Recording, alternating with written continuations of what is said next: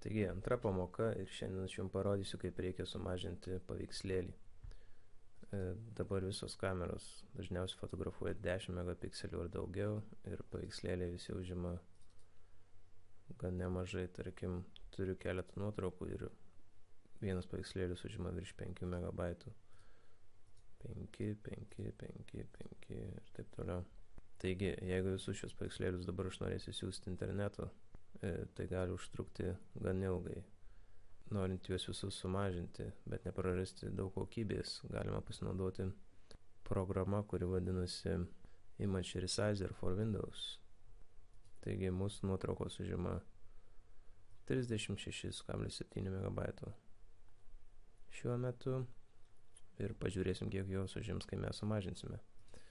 Taigi, keliaujame į Image Resizer tinklapį, šį linką aš jums paliksiu kur nors žemiau to like mygtuko, spaudžia Image Resizer, siunčiamės, saugoti, labai maža programėlė, sutinkame, instaliuojam ir voila, viskas, šito mums nebereikės. Taigi, susinstaliavom programą, dabar galime bandyti sumažinti nuotraukas. Ką mums reikia daryti, tai paspausti dešinį pelės klavišą nuotraukos ir susirasti Precise Pictures. Taigi, dabar turime keletą opcijų, kiek norime mažinti šį paveikslėlį. Didelis dažniausiai būna geriausias variantas, nes mes išlaikome nemažai kokybės ir suspaudžiame taip pat labai nemažai. Taigi, pasirinkame Large, spaudžiame Resize. Viskas, šalia atsirado kitas paveikslėlis, taigi šitas paveikslėlis mums užima 5,45 megabaito, o šis, tai pažiūrėkit, 387 kilobaitai. Taigi, originalas, dar kartą. Ir dabar atidarykime sumažintą. Abejoju, ar jau matosi skirtumas. Jeigu viršui pažiūrėsite, dabar pakeisiu tarp originalo ir sumažintos versijos. Nematyti visiškai jokio skirtumo.